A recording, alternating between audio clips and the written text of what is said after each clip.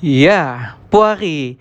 Secara harfiah, wushu berarti seni bertempur atau bela diri dan ini merupakan istilah lain dari kungfu yang lebih dahulu populer, yang berarti ahli dalam bidang tertentu, sehingga dalam bela diri sering ada istilah Wing Chun Kungfu, Hunggar Kungfu dan lain-lainnya. Artinya ahli Wing Chun, ahli Hunggar dan sebagainya.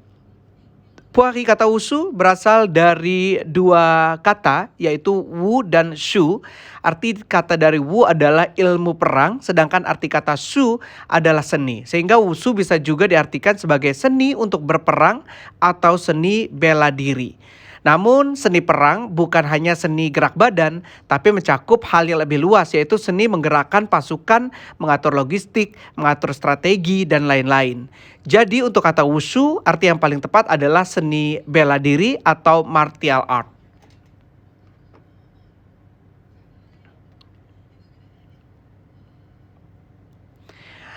Di dalam wushu kita juga mempelajari seni, olahraga, kesehatan, bela diri dan juga mental.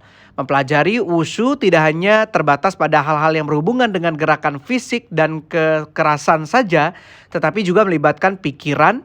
Mempelajari wushu berarti kita juga belajar mengolah pernapasan, memahami anatomi tubuh kita dan juga mempelajari ramuan atau obat-obatan untuk memperkuat tubuh maupun untuk pengobatan.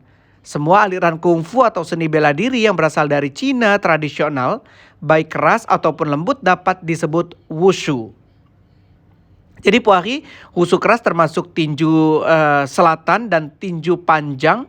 Wushu lembut termasuk tinju taiji, telapak baguazhang dan tinju yang lain. Adapun seni bela diri wushu yang telah dikembangkan oleh etnis Cina yang menetap di wilayah Asia Tenggara terutama Indonesia seringkali disebut dengan istilah kuantao. Kuntao.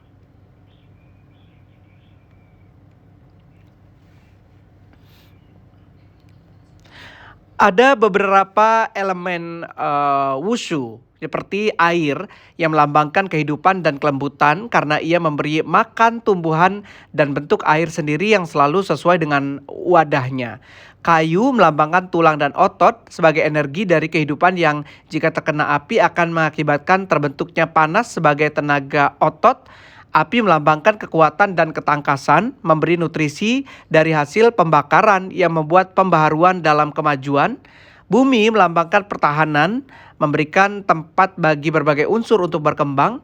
Sementara logam melambangkan penggunaan senjata, mengkombinasikan berbagai unsur yang bermanfaat untuk menguasai berbagai senjata yang sangat penting bagi wushu. Hubungan berbagai unsur dalam wushu adalah air mendinginkan api. Api menempah logam, logam memotong kayu, kayu tumbuh dari bumi, bumi mengontrol air. Jadi semua unsur ini saling berhubungan antara satu unsur dengan unsur yang lainnya.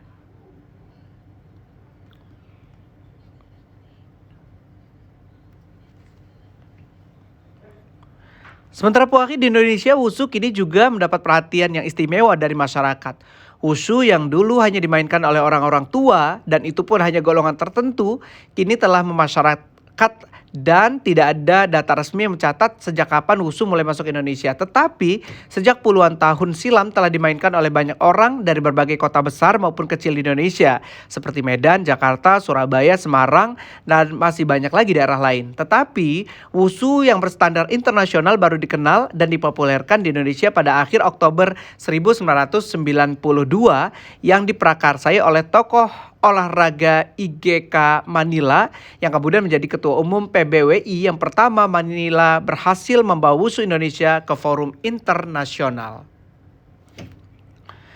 Memang Puari banyak cerita menarik yang mengawali berdirinya wushu berstandar internasional di Indonesia. Sebagai pendobrak tentu saja Manila harus menghadapi berbagai tantangan di tengah ketidakmengertian tentang seluk-beluk olahraga ini.